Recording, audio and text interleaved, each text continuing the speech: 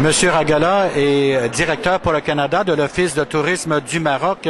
Bonjour, monsieur le directeur. Bonjour.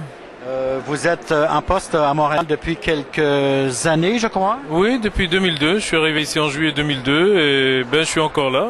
Le Maroc a un climat beaucoup plus doux que le nôtre. Est-ce que les hivers rigoureux sont durs pour vous?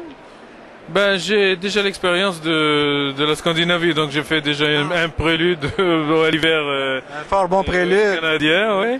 Et là, je suis là pendant l'hiver. Je ne chante pas, donc je suis toujours en déplacement et en contact avec que ce soit les professionnels ou les consommateurs pour vanter donc les charmes du Maroc. Bon, justement, parlons-en un peu. C'est le but de l'entretien. Pourquoi les Canadiens, les Québécois devraient-ils visiter ce pays du nord de l'Afrique?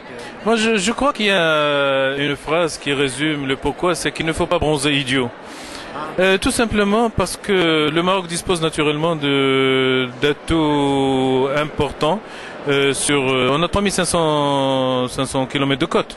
Donc sur le plan du balnéaire, il n'y a aucun problème. Il y a ce qu'il faut pour bronzer au mois de juillet, au mois de février au Maroc.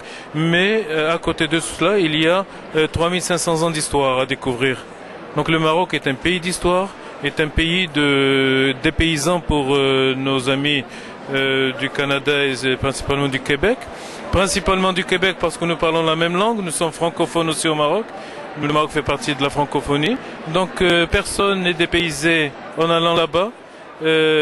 Cette facilité de communication permet de découvrir un pays magnifique qu'est le Maroc.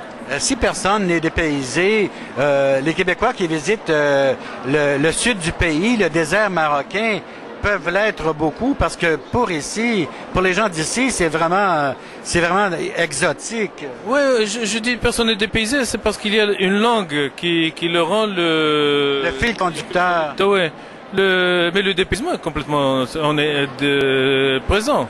Le Maroc est un pays musulman, africain, arabe, donc... c'est un carrefour des cultures. Il y a une culture espagnole aussi dans le nord du Maroc. Dans le nord du Maroc, il y a une culture espagnole, comme il y a une culture islamique. Il y a des juifs aussi qui sont au Maroc. Et il y a une coexistence pacifique. Mais bien sûr, la plus grande communauté juive en dehors d'Israël se trouve au Maroc.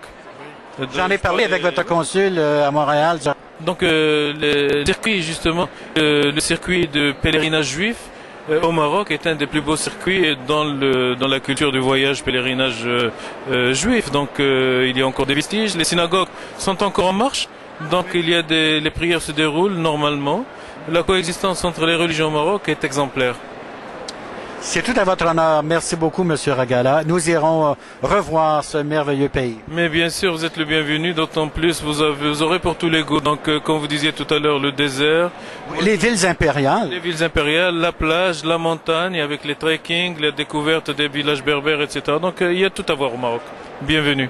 Merci, au revoir. Merci.